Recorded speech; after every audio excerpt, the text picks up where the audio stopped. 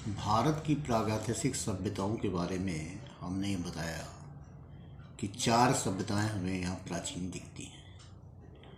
अब इन चारों सभ्यताओं का जो मिलन हुआ है उसमें पहले सबसे मिलन हुआ विंध्याचल और कैलाश पर्वत की सभ्यता का।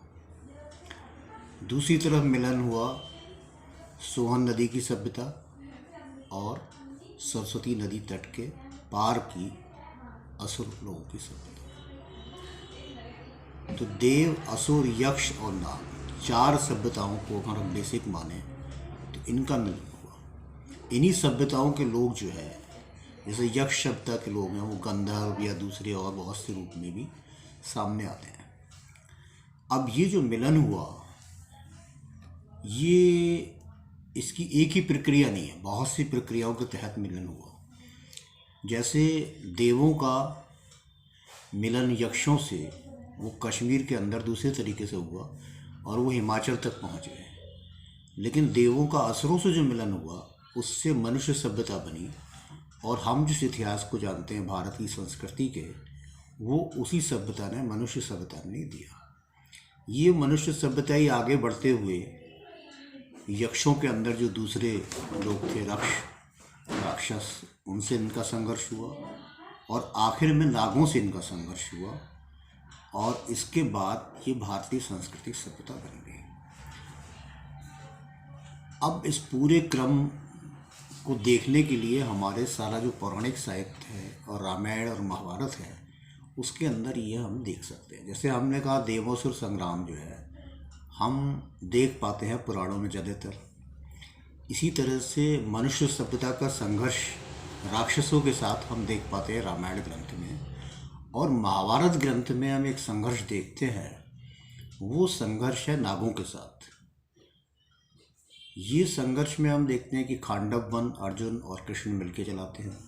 कृष्ण करिया नाग को मारते हैं, और अंत में राजा परीक्षित जो है और उनके पुत्र जन्मजय जो है, ये नाग यज्ञ करते हैं, और जन्मजय से एक संधि होती है नागों की। उसके बाद ये शांत होता है मामला। तो ये पूरी प्रक्रियाओं में भारत के पौराणिक इतिहास में, भारत के महाकाव्यों में ये सारा इतिहास बिखरा हुआ है, जिससे हम संकलित कर सकते हैं। अब हम दूसरी तरफ देखते हैं कि जो रिसर्च है, खोजें हैं, जो और ज्ञान विज्ञान जिस ओर जा रहा है, उसके आधार पे इन चीज़ों को देखने की, परखने की कोशिश करें। तो हमने पुरातत्व का सहारा लेके तो 4 सभ्यताओं के आदि स्थानों को बताया ही है, लेकिन अब हम प्रजाति विज्ञान की ओर अगर चलें तो आप देखिए कि वर्ण माने होता है रंग। तो 4 रंग के लोग भारत में टकराए हैं और उनका वर्णन भी दिया है: श्वेत, लाल, पीले, काले। अब ये 4 वर्णों के लोग जो यहाँ से टकराए, 4 रंगों के, इसी से वर्णों की बात आगे स्थिर हुई। 4 वर्ण आए। बाद में इन्होंने संरचना दूसरी बना ली, लेकिन शुरुआती दौर में ये संरचना इसी प्रकार से थी। अब ये 4 रंग जो भारत में दिखते थे मनुष्यों के, जिसके आधार पर सभ्यताएं बनी, उसके लिए अगर हम और थोड़ा पीछे जाएं और प्रजाति विज्ञान की ओर गौर करें, तो प्रजातियों के संबंध में जो थ्योरी दुनिया में आज स्थापित हैं, या जो बात कही जाती है नर विज्ञान में, उसमें हम देखते हैं कि मेडिटेरियंस या ईरानी लोग अगर हम देखें तो ये लाल रंग के हैं, और जो मंगोलाइट हैं ये पीले रंग के हैं, और प्रोटो ऑस्ट्रेलाइट जो है इनका काला रंग है। और जो बर्फ़ के इलाके से आ रहे हैं, जिसको कुछ भी नाम नहीं, इस पर तमाम तरह के संघर्ष है, लेकिन हम देव जाति के रूप में इसका वर्णन कर रहे हैं। ये चूँकि बर्फ़ के इलाके से आ रहे हैं, ये श्वेत वर्णीय है। यानी सोहन नदी की घाटी की जो सभ्यता है, जो हिमयुग से संबंधित है, ये श्वेत वर्ण से जुड़े हुए हैं। तो श्वेत वर्ण का संघर्ष हुआ रेड से, लाल से, यानी असुरों से। तो ये देवासुर संग्राम है, जिसको मिलकर एक संस्कृति बनी, और ये ब्राह्मण और क्षत्रिय में बदल गए। दूसरी तरफ यक्ष, जिनके रंग थोड़ा येलो है, पीला है, उनका पहले संघर्ष हुआ या एकता बनी, संघर्ष तो ज़्यादा उनमें नहीं दिखता है लेकिन एकता बनी, वो हुई प्रोटोआस्ट्रोलाइट के साथ। तो काले और इनके तो सबसे ज़्यादा संख्या पूरे भारत में जो प्राप्त होती है वो प्रोटोआस्ट्रोलाइट लोगों की होती है, ये सभी जगह पाए जाते हैं। दूसरे नंबर पे यक्षों की प्राप्त होती है, ये सभी जगह पाए जाते हैं। इसके बाद मेडिटेरियंस की आती है, उसके बाद देवों की सभ्यता की बात आती है। तो इस तरह से ये चारों प्रजातियों के लोग भारत में बहुसंख्यक रूप से हमें उपस्थित दिखते हैं। तो चार प्रजातियों की यूनिटी से भारत में विकास हुआ। इसी तरह से लिंग्विस्टिक मामला है। अगर हम देखें तो ऑस्ट्रिक ग्रुप और ये चाइनीज़ ग्रुप और जिसे आर्यंस कह दिया गया, लेकिन मान लीजिए एक ग्रुप ये, दूसरा ग्रुप मेडिटेरियंस ग्रुप्स। तो ये सब भाषाएं द्राविड़ के नाम से इन भाषाओं को संकलित किया गया। तो ये चारों ग्रुप भाषाओं के भी दिखते हैं, इनकी भी टक्कर दिखती है हमें भारतीय भाषाओं में। अब हम सबसे आधुनिक बात पे आते हैं, डीएनए के बारे में।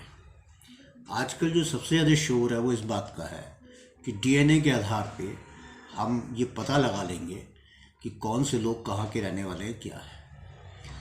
तो अभी डीएनए में एक सामान्य बात तो ये आ रही है कि विकास तो सबसे पहले अफ्रीका में हुआ, लेकिन सब जगह लोग पहुंच गए। अब भारत के अंदर जो दिखता है तो उसमें अभी बिल्कुल आधुनिक रिसर्च के साथ 4-5 ग्रुप दिखते हैं। तो इस पे जो बात आ रही है अब कि 2 ग्रुप तो भारत के ही दिखते हैं पूरी तरह से, जो H है और J2 है। अब H जो ग्रुप है ये भारत में 40% पाया जाता है भारत की आबादी में, और 40% पाया जाता है। और ये जो है साउथ की तरफ यानी जावा, सुमात्रा, मलेशिया, इन समूहों के साथ पाया जाता है इस तरफ। तो अपने आप ये बात साबित हो जाती है कि जिसे हम नाग जाति कह रहे हैं या प्रोटोआस्ट्रोलाइट लोग जो है, ये भारत की आबादी का 40% लोग बनाते हैं। दूसरा जो J2 ग्रुप है वो भी एशिया का ग्रुप है, यानी ये मंगोलाइट सभ्यता या इधर के लोगों के साथ ये ग्रुप बनता है भारत। L ग्रुप जो है उसकी यूनिटी हम ईरान के साथ देख सकते हैं। तो हम मेडिटेरियंस की जो पहले बात करते थे उसके साथ दिख जाते हैं। तो हमारे जो असुर सभ्यता के लोग हैं वो L ग्रुप से मैच खा सकते हैं। अब R1 और R2 की बात आती है, जिनका कुछ कुछ यूरोपियन से मेल खाता है।